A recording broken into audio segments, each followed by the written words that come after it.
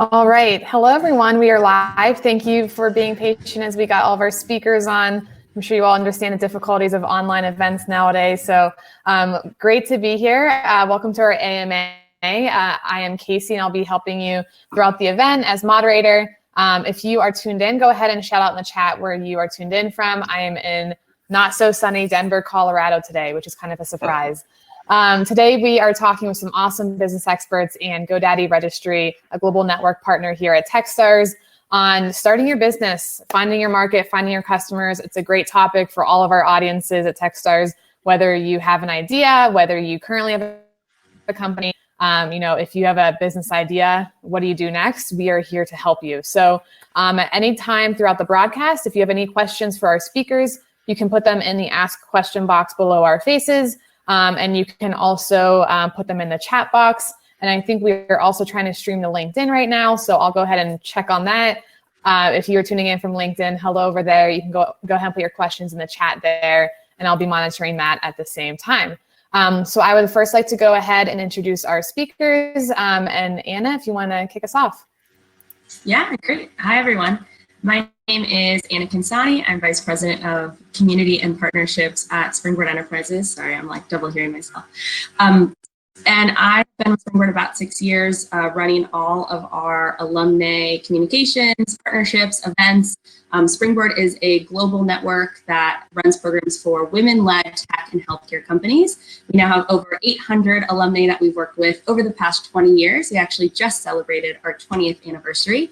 And we've had over 20 companies go public and hundreds of M&As and acquisitions.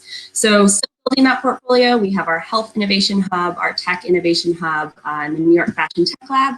And again, I've been running community and alumni relations. So post-program, how can we continue to support our entrepreneurs, build relationships for them, help them raise funding, get connected to the right people, and promote them as thought leaders.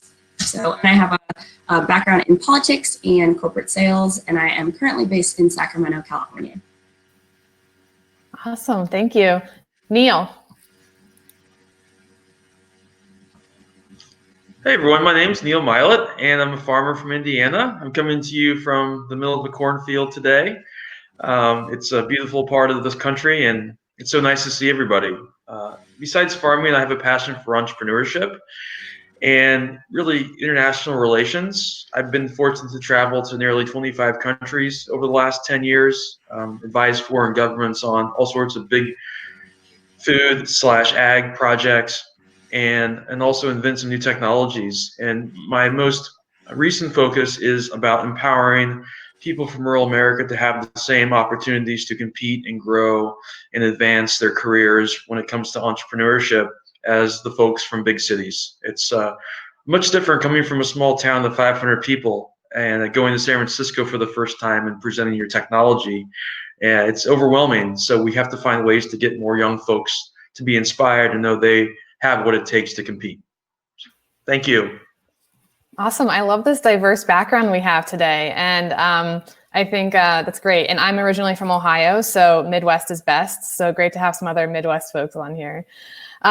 Chelsea, go ahead and introduce yourself, and would love to hear a little bit about GoDaddy Registry.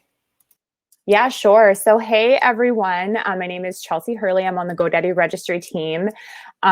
We are basically the company behind all of these incredible extensions, such as .co, .biz, .nyc, which is exclusive to New Yorkers, .us, and loads of others. And what that means is we basically do a lot of the back-end services for all of those extensions. And I'm just excited to be joined with all of you guys today, some of my favorite people, Anna and Neil. They are incredible. I've been in this space with them for over a decade now, and we've come a long way all together. And I'm so excited about their projects and for everybody to learn about their expertise.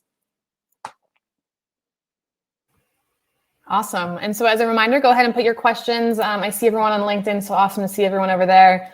Neil, someone said, thanks for helping to feed the world. So I'll be sure to connect these audiences as we go through. Someone said, I come from a town of 1,000 people, so thanks for doing what you do.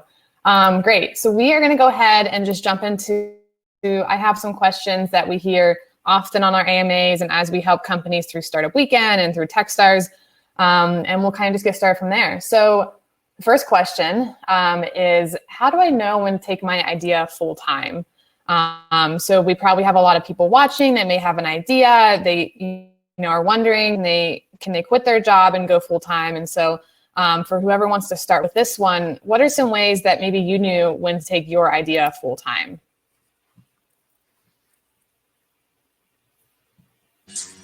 I'm happy to start. So, I mean, I think there's a lot of things. I know entrepreneurs that have kept their kind of side hustle or side business or business that they intended taking full-time going a while keeping their full-time job. It kind of depends on how taxing that full-time job is and how much energy that you can put into it. I know for us at Springboard, we usually don't accept companies that aren't full-time. They can't be doing it on the side, but that's also just based on the stage of company that we're looking to work with. But I think, and it also, of course, depends on your financial goals and your financial stability. So that's kind of the main factors that come into play. But there's a lot you can do while you still have your full-time job in pushing and growing that business as much as possible. Both the relationship making side, I would say that's like the best thing you can do while you're still in your full-time job is building the relationships that you need for the company that you're trying to grow. So I think once you make those relationships, maybe bring on, start working with someone else and also get a really good idea of, how you're going to be making money and that the product is, relatively, your target market and you're kind of willing to take that leap, then great. It's kind of different for everyone, but I will say there's a lot you can do while still in your full-time job before taking your startup full-time. Great. Neil, any thoughts on for folks out there when, taking full-time? Obviously, you work with a bunch of different businesses and industries, and so what are your thoughts? Great. I couldn't agree more with what she said. It's each person's different. Your circumstances are so unique. I would definitely say don't put too much pressure on yourself to grow too fast or, define a particular, milestone in your career just because all your friends have maybe gotten to that point. In my situation, I'm helping to run a 150-year-old business. Then I have a bunch of other entities that are, 5 or 10 years old. And I will never leave the farm. That's always the number one focus for me. And I just kind of, in my particular circumstances, I grow all my other business entities and projects based off of cash. So I haven't taken on any venture capital money or funding. It's just how I choose to do it. So it's obviously slower and more calculated than going out there and raising a bunch of capital. But again, from my point of view, and I think those folks who come from rural America can relate, it's a different mentality. I'm growing businesses with 50, 60, 70 years in mind or longer, not necessarily a short-term goal. So look at what your objectives are, surround yourself with the best people and mentors and on how you proceed, whether it's full-time, part-time, or whatnot. So great. And kind of similarly along that, question that I'll put to Anna first. Can I work on my idea part-time if I'm not ready to leave my current role? Yeah, of course. You can work on your idea as long as you can. I can kind of jump ahead a little bit. When you're building it by yourself, again, what's important is building those relationships and finding out who you do want as your mentors and advisors. You don't have to bring on another co-founder for a while if you have really good mentors and advisors in place. And I always say, when it is just you, you're never just a team of one. When you're pitching, you're never just, I'm doing this on my own. No, find an advisor, find a mentor, and say that they're on your team because they are. They're helping you build this, and you're going to be taken a lot more seriously if you have other people who are helping you out. Yeah, I agree with that. I also just find it in, your everyday life, speak it into existence, talk about your team and say we think this, it doesn't have to be people that you employ, and it doesn't have to be people that, are dependent on you because you're all in a company together, but you know, they are advisors. It could be family members, it could be friends, it can be anybody. And you know, speak as it's all a company because it is, and it's advice, even if it's, you know, we're all consultants, right? I mean, at the end of the day, that's what advice and questions are in a marketing term. So I think that you kind of like have to think about it like that. That's great. Okay, let me see. I'm going to go to some of these audience Q&A. So thank you for submitting these. This first one, and I'm going to go to Chelsea first, since you are the GoDaddy Registry expert. And also, you mentioned .co. You know, shout out in the chat or LinkedIn if you have a .co from Startup Weekend. I think I have a few Startup Weekend projects from that. What is your best insight into choosing a domain name that will get results? Yeah, so I mean, two of these individuals on the call have, you know, diverse background and portfolio of domain names, and I have a few myself. You know, I think that it just all depends on where you are in your journey. You know, some people may get a legacy product and have like a longer domain name that they may have gotten like from the beginning because they thought maybe that's what they needed to be able to, you know, be online. But then, or you know, maybe it has like a hyphen in it or something of that nature that now is kind of like not applicable to their business, and maybe they own the category a bit more so they can get a little cheeky with it. So I think that, you know, don't bury the headline, you know, include what your product or service is in the name if you can. Or, you know, short and memorable is what, you know, you should aim for. At the end of the day, it's kind of like a call to action nowadays, you know, like visit me at my website, XYZ, you know, whatever. So you want to make sure that it's concise. I have, you know, a personal blog where I write haikus. And, you know, I have Hakuna Matata, so I'm not burying what I'm doing. So I think it's just kind of fun to, you know, talk about what your project is. Great. Anna, Neil, any suggestions for getting that right domain name? You know, not really. I think, like Chelsea said, I mean, you want it to be as close to your actual product or company name as possible. You know, I've seen people get creative too. You know, if something's taken, you could put a little word in the front or a little word at the end, and, you know, go something, or, you know, something hacker, you know, whatever you need to do. I just started Poppies and Palm Trees. I think going to get a .co for it soon, so hopefully that's still available. But yeah, we have a lot of companies in our portfolio who are .cos, a few NYCs, and it just depends. But yeah, as close, I think, what Chelsea said, you know, put it out there so it's easy to remember. We have so we're springboardenterprises.org, but we've used sb.co forever. And if I had a dime for every single person that said, wow, that's so easy. So it's nice to have something short and sweet.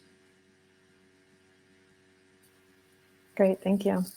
All right, let me see. These are coming in fast from LinkedIn, so I'll try to get these. Okay, let me finish that one.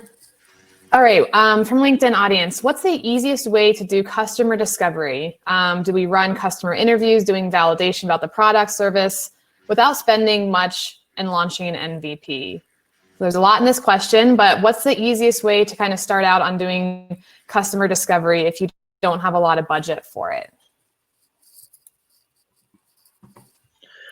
Well, what I did when I first got started was I called my neighbor, my neighbor's wife actually, and I said, hey, Ashley, let's make a quick video about what I want to deploy in terms of a way to load a truck with an iPhone. And she's like, okay, Neil. So I literally went out to Best Buy and bought a $400 camera, made a video, and it got 2 million views. And I found that through that process of simply putting the vision out there, even though it wasn't to a point where I fully knew what dimensions of the technology needed to be fully implemented, I got just a wealth of feedback, like thousands of emails say, hey, we like this feature, we like this, we like that.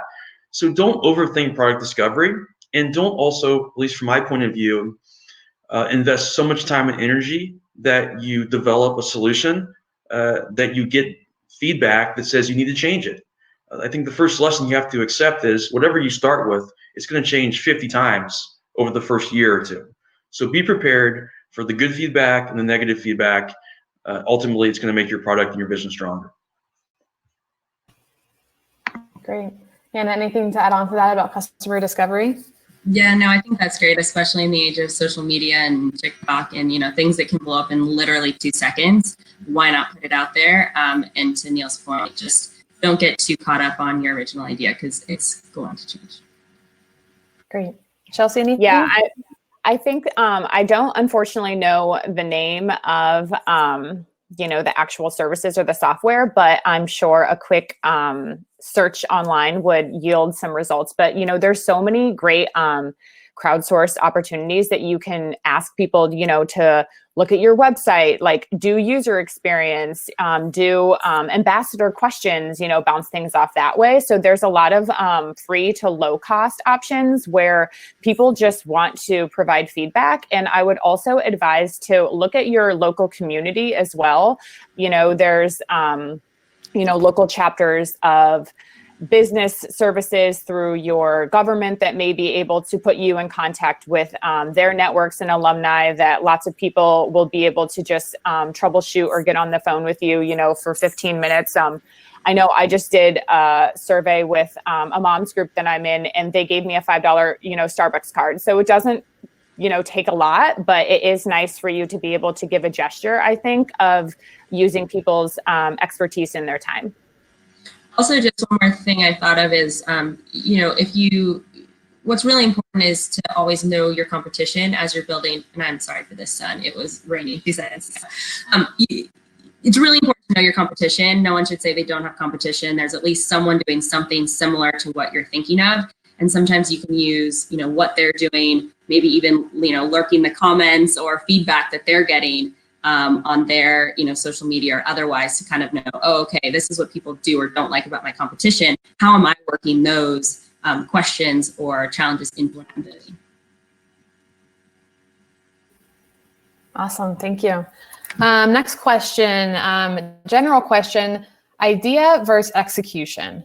How important is it to have a good idea versus actual execution of the project? I don't know if you have anything else to say, but I would definitely say execution is everything. I mean, you have 100,000 people who have the same idea, but it's who can do it best, who can do it quickest, who can do it smartest. So, I mean, I would just say 100% execution. Yeah, I guess it depends on how much money you want to spend. Like if you have unlimited money, you can do whatever you want to do, but most of us aren't that fortunate. So you got to be really, I think, really calculated, and that's what I have to do because I fund all my ventures by myself. So it's like I have a decision. I can do 50 things halfway, or I can try to do 2 or 3 things really well at the time. So definitely, I think it boils down to how you balance your day and your week and your month, and don't feel like you've got to necessarily show progress every day. I think that's one of the challenges in this social media culture we live in. Everybody wants to show I'm changing the world every 12 hours. And that doesn't happen. It takes diligence, it takes commitment, and it takes a lot of sacrifice to get to a point where you can execute on your vision in a meaningful way. Yeah, I think also to that comment and that person, also, give yourself some grace that you don't have to solve the big idea like right away. Like solve a small challenge that leads to the bigger idea, and you can gather those small wins and get some momentum, and it'll keep you on course. So I think like keep the path, and also I think it's important to set the expectation for yourself that you may have setbacks and you may not like solve the problem or the big idea like right away or how you thought you were going to. And that's, I think, while you can kind of digest it into those smaller segments and those chunks will get you, maybe towards the ends to the final big idea might be like different from what you originally thought. Great points. I'm glad, Anna, we got you out of the sun. So you can see the screen now.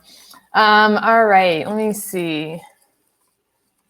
Okay, this is a good one that we get often, especially with tech companies. How to build a prototype or MVP without spending too much or hiring a developer. Since I'm just starting out, what no code tools are best to use?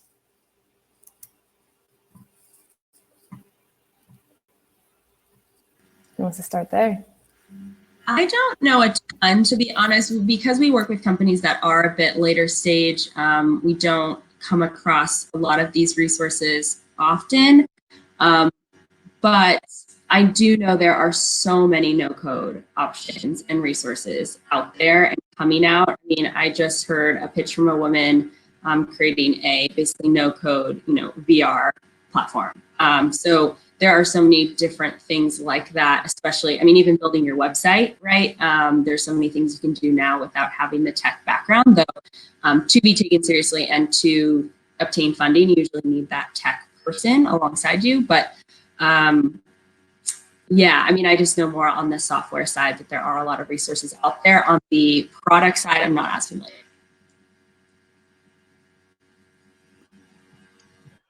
I'm the same way. I'm one thing I have done in the past. I mean, over the last 10 years, I've actually had about 50 college interns that work for me from universities all over the world. And if you have an idea and you don't have a lot of money, one thing you could do is reach out to your local university.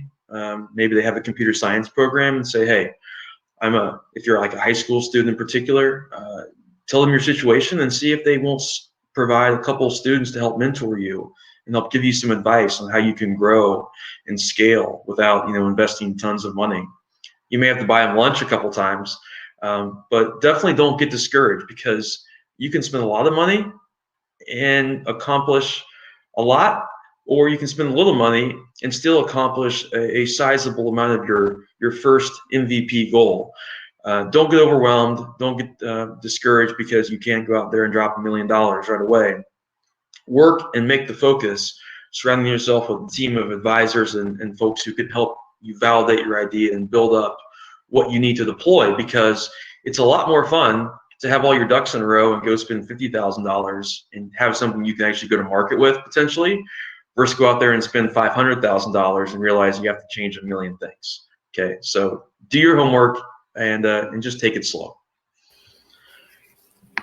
Great. Yeah, and just I want to do a plug here. So to whomever asked that, as well as to the greater audience and everyone who's going to see this. So I'm going to drop a code in the chat, and what we do is empower, startups and ideas and people who have an idea, and we want to make it accessible to everyone. So we understand that not everyone is a web developer or a designer, or somebody who has those technical skills. And our partner Pork Run has made it so that you guys can get a free domain of choice. So get your idea online, and they offer a free website builder tool with easy to drag and drop tools, so that it's much more comfortable and the lower barrier to entry, if you will. So I'll drop that in the chat, and we'll also include it in our recap to everyone. Awesome, thank you. I'll go ahead and look for that. All right, next question. This one's a biggie. How to start a capital-intensive venture, such as a space venture? So I know we don't have any space pros on here. Farming. Easy, giving us the hard questions this morning. Yeah, but so if you were going into an industry that's pretty venture intensive, and you're going to need fundraising, any advice for the founders out there? I mean, I just know from working with pharmaceutical companies, we have a lot of pharma startups in our space. You do have to raise significant funding. I think you do, you learn a lot from people in your space about how they did it. I think that's just kind of what you have to do. I know space is probably different than pharma, versus other capital intensive ventures, but I would say, learn from others that have raised a bunch and have kind of escalated to success in those industries, and learn how they did it. So I think everyone probably does it differently, but I know it does take a significant amount of funding and time to do, trials and all of that. So I would guess the same in the space field. So I would say learn from those who have already done it. We had the honor and opportunity. We've partnered with NASA to support their Space Apps Hacking Challenge that they host every year. So it's actually an incredible event where it's global in scale, where NASA leads it and united with some other space organizations across the world. So I encourage you guys to check them out. It's Space Apps Challenge is the name of their, hack every year, their hackathon. And they had 2 this year because it's a unique year. So why not have, mix up the cadence of their challenges. So I encourage you to look them up. They have everybody that goes to it has space on the mind. It's all about space. So check that out.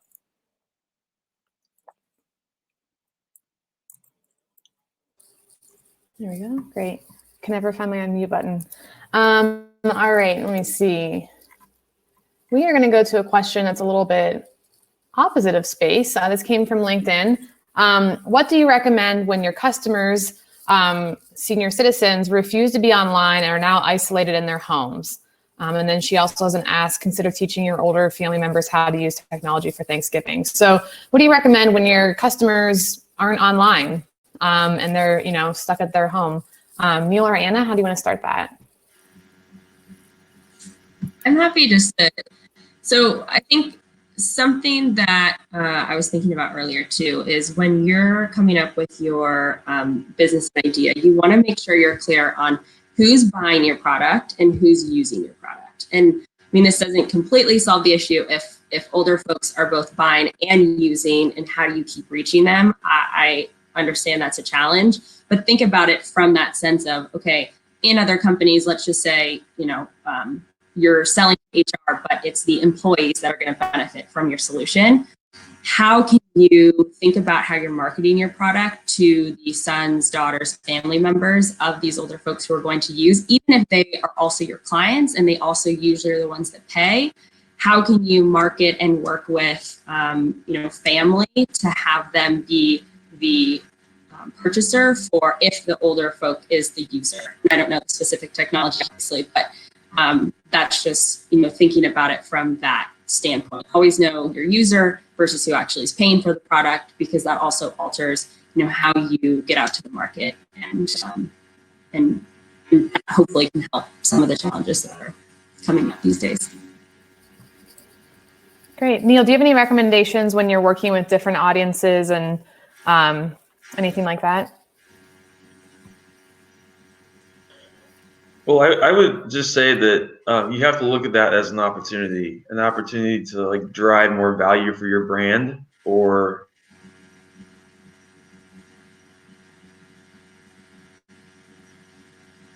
more accessible. Then you've provided value, and you need to celebrate that.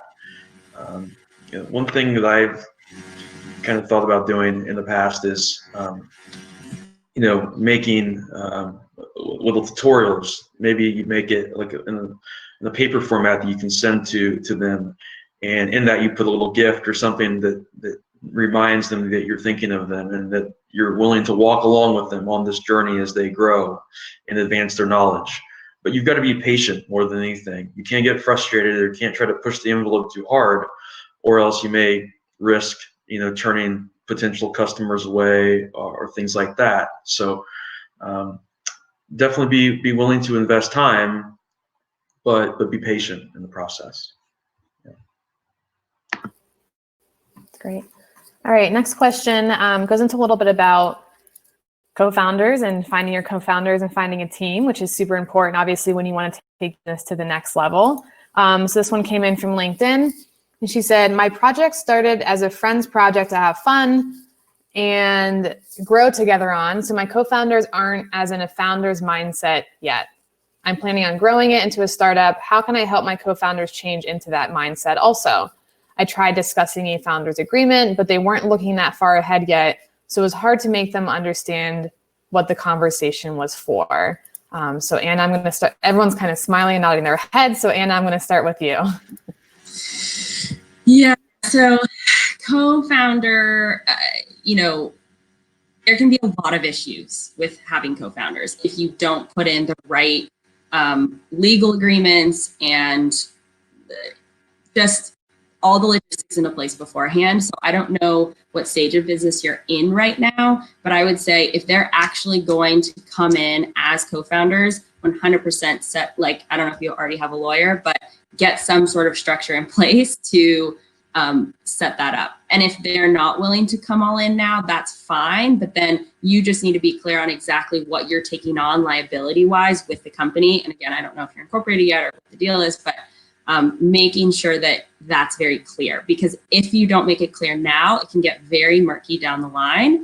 And what you really want to think about is the skill sets of the folks that you need on your exec team. And I mean, you can be a co-founder and a CMO, you can be a co-founder and a CFO. Usually those double up, especially when you're early on.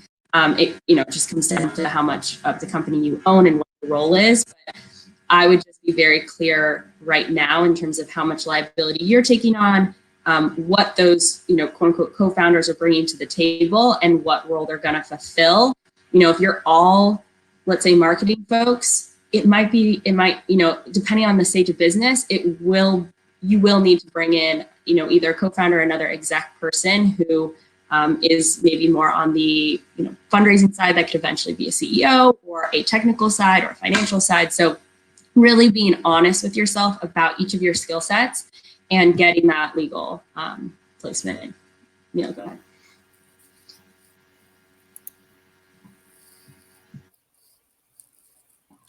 My turn.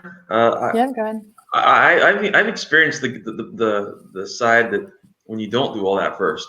When I first graduated from college, I got into a project that had a lot of potential, and and I ended up spending like 18 months with lawyers and with people trying to get away from a business relationship with somebody that, if I would have defined those expectations in the beginning, I wouldn't have had to deal with all that.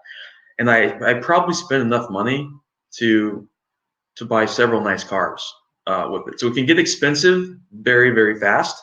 So you need to have the tough conversation with your team and say, hey, either you're with me where I'm at right now, or you're not. And that can be difficult. You may lose a friendship, but separating the friendship mentality from the business mentality is the toughest thing to do, especially as young people, when they're all your same age and you have all these memories together. But you've got to grow up, and you've got to be willing to say, hey, I'm going to go get someone to represent me, and we're going to do this the structured way right now.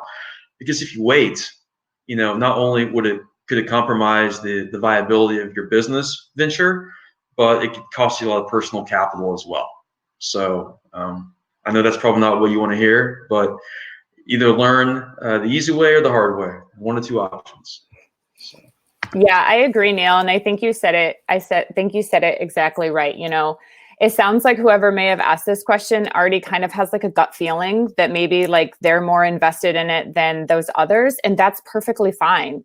That's a real life scenario that maybe, those people aren't passionate about the project anymore, or, they have different priorities.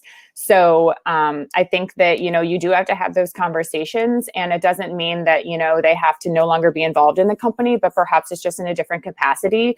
And, if you're already kind of thinking it and there's difficulty speaking with them now, and you might not be quote unquote successful or revenue making, like imagine what it's going to be down the road. So I think, you got to nip it in the bud. That's a great point.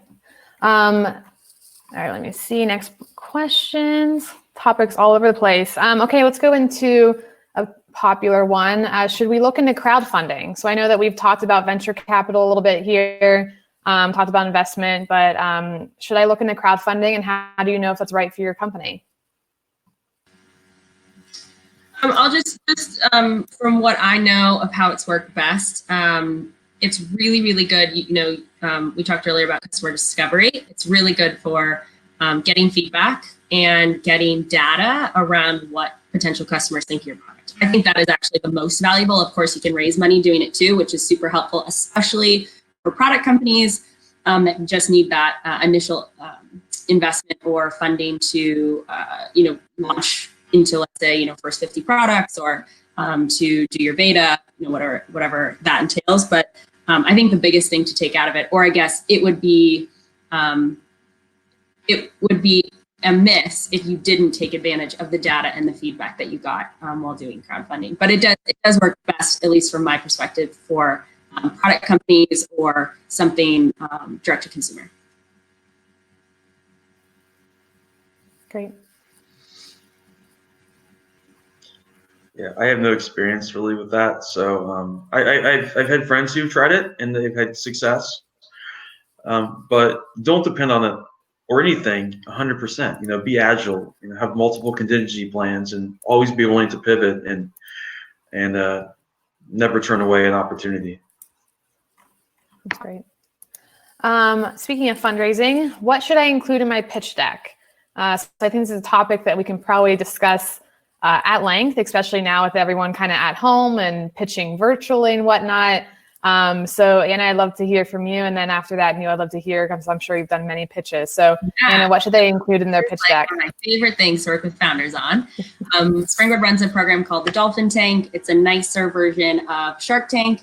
We get women-led companies to pitch. We have an expert dolphin panel to give feedback. And we also pull from the audience to say, who in the room knows of someone who can help this founder. So when it comes to the pitch, and I know, we do 3-minute pitches, no slides. I also work with founders constantly on their slide decks, but I'll try to summarize, and if there's follow-on questions, happy to take them. But the key aspects that you want to make sure you're covering is, of course, setting up problem solution, setting up who your target market is, how you're making money, and who the management is. You're covering all those components, whether it's 2 minutes or 10 minutes, that usually is going to cover enough bases then for the Q&A to dive a bit deeper into each of those topics. But one of the biggest pitfalls that I see founders do, even in a 3-minute pitch, is, or I guess especially in a shorter pitch, is you talk too much about the problem because you're so invested in solving the problem. You love what you created to solve this problem. It's such a big problem, but how are you going to make money? And this goes for social enterprises, this goes for nonprofits. I don't care the structure of your business. You have to show how you're going to grow the company, because anyone who is going to give you investment wants to know what they're going to get out of it. And so that's just kind of a really summarized way. Problem solution, what's the market, how are you making money, and what's the management, and making sure that you are showing what your vision is, because that's also something that people immediately look for is, okay, where are you going? Like, where are you now and where are you going? So I'll stop there because I could literally go on for hours. Great. And Neil, from your side, I know that you've probably done a ton of pitches, different pitch decks. Yes. So what's best to include? Well, I want to hear more of what she has to say because she's the expert on this. But from my experience, I would just give people the advice: don't try to necessarily modify your pitch or modify your presentation to the audience. Be consistent with what you're trying to accomplish. You may go through 5 pitches and nobody kind of gives you any warm feedback or willingness to work with you, but you might give another pitch and you'll appeal to the right person who's a good match for your product or your brand. Just be consistent. Don't try to oversell yourself. Again, I think sometimes the mantra less is more really applies well when you're marketing or telling your story. So just be who you are, and again, good things will come. It may take 50 pitches, but you'll have that moment when the right partners align. I'll just jump back in. I think the exception there is just if you are pitching, obviously for investment versus for clients. And to think about when you are pitching for investment, you do want to make sure you know your numbers like pat. We have some founders that will pitch in the Dolphin Tank that ask, can I use note cards?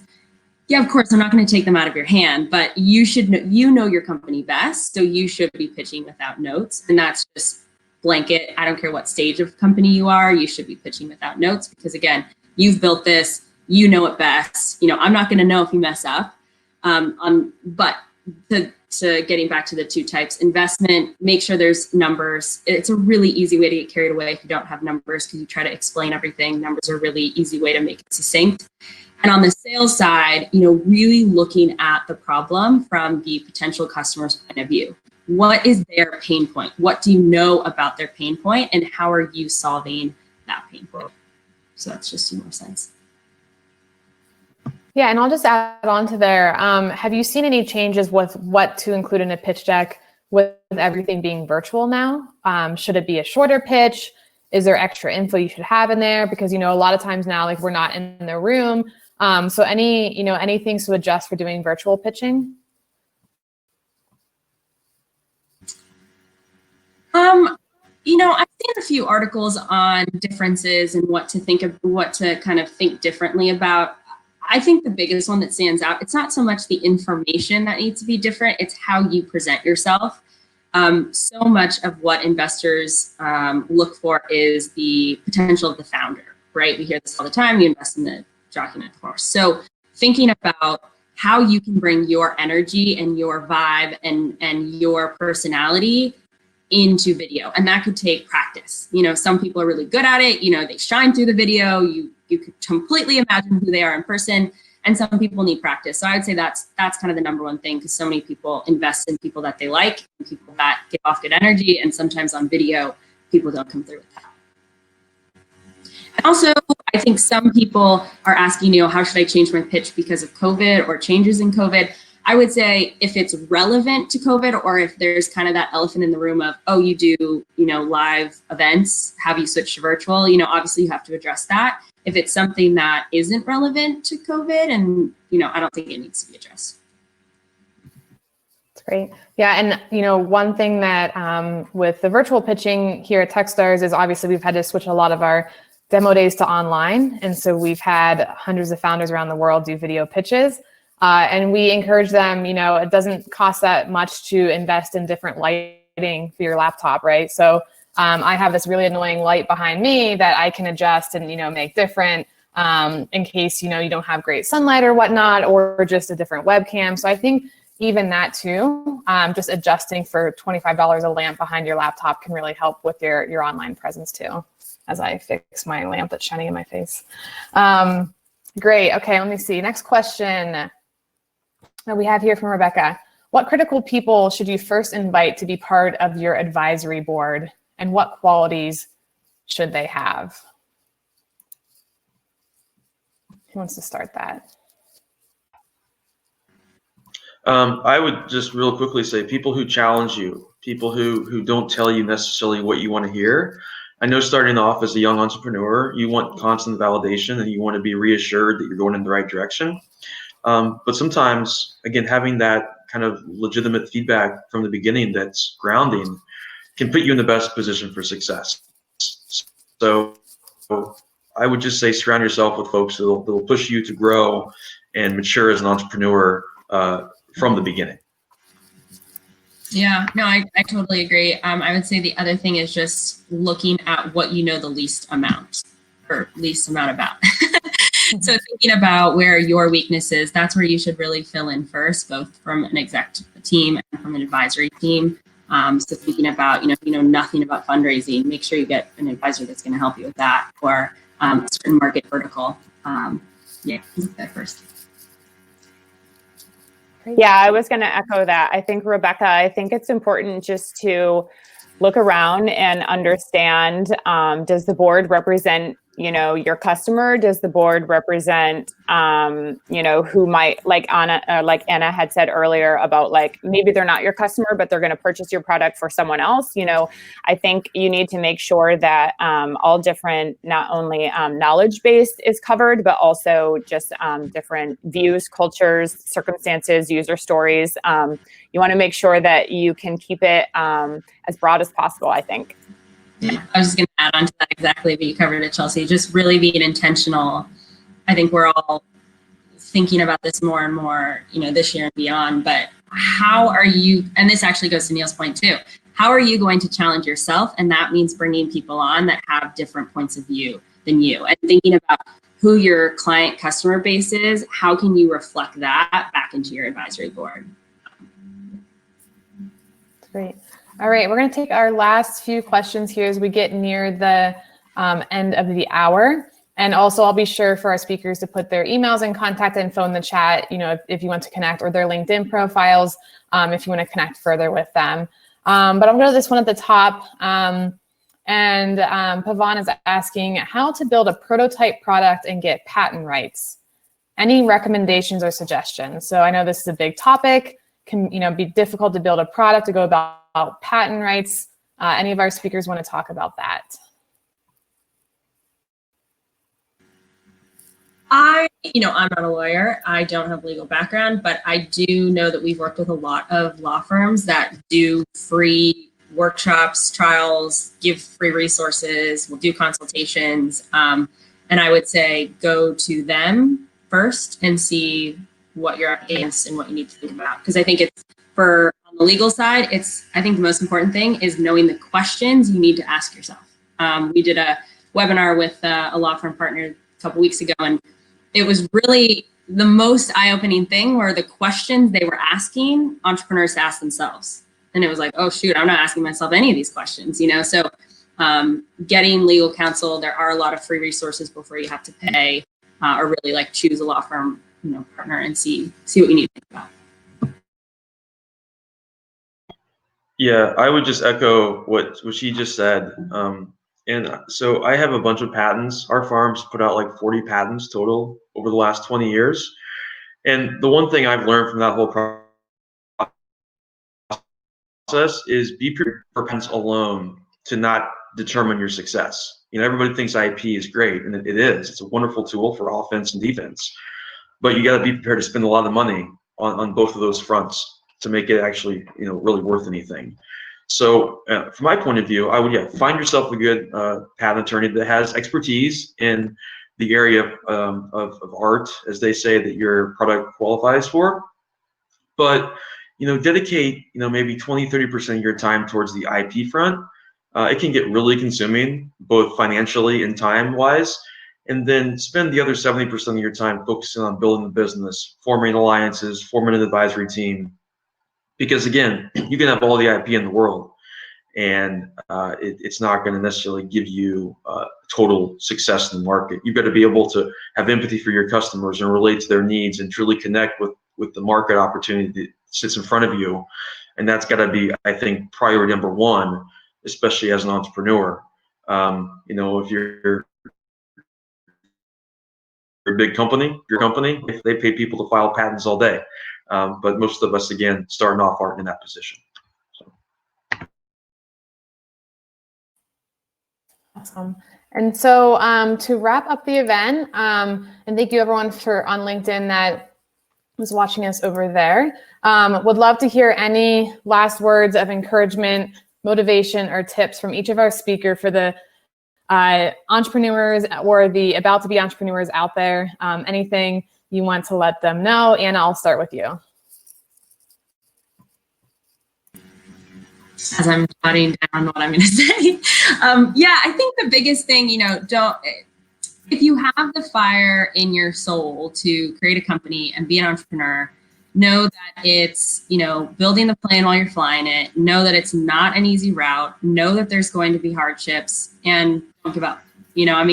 It's kind of cliche, but every no leads you to a yes, hopefully. And, have an open mind. I listened to a lot of really successful entrepreneurs and their stories and how they've done it, mindsets. And I think mindset is probably the biggest skill, or, a positive mindset is one of the biggest skills you can have as an entrepreneur, because you need to be able to take things that come at you and completely shift your mindset about how you're going to take it in and how you're going to then turn it around into a success. And having an open mind and seeing problems as opportunities, that's the whole essence of an entrepreneur. And so thinking about, okay, this didn't work out, but how am I going to pivot and make it work in my favor? Or this didn't work out, how can I take advantage of this? Or training your brain into thinking or seeing more opportunities than the normal person sees. And that, I think, makes all the difference. I love that. Neil, any advice for our founders out there? I love what she just said. It's so true. Positivity is the key. I actually have a little book and every day I write down one positive thing that happened. And I look back over the last 10 years, and it's kind of funny because it happened in the world now happen on like a minute by minute basis for me. So just celebrate the fact you're going out there trying something new. Surround yourself with the best people you can and celebrate those friendships you built along the way. Because in the end, you know, whether you succeed and make a lot of money or if your idea doesn't work and you have to pivot to something else, nobody can ever take away those memories and the people who were there for you in the trenches as you got started with your career as an entrepreneur. And you should just be so proud of the fact you have the strength and the gumption and the vision to go out there and try something. And a lot of people don't have that. So just be proud of what you accomplish every day and know that tomorrow is a new opportunity. Great. And Chelsea? I was going to say something similar to that, Neil. I think it's the Indiana in us. I was going to say, because I come from, you know, a different perspective from these successful business entrepreneurs, that I just come from give yourself some grace, you know. So you already have like one successful, thriving business right there. So I think you need to celebrate that and celebrate the fact that, you know, that's and the chutzpah to, you know, go after that. And so if it doesn't work this time, I'm sure, you know, you might think of another thing, but just focus on, you know, your community and see where that takes you. Awesome. Well, thank you so much. Thank you, Chelsea, Anna, and Neil, for giving back an hour of your day to help the entrepreneurs on this call. Thank you, GoDaddy, for helping to supply GoDaddy Registry all those links and codes and to support all the entrepreneurs around the world in building their company. So there will be a recording, and then we will also send everyone a note with the needed resources that we mentioned today for you. So thank you, and we will see you next time. Bye. Perfect. Thank you.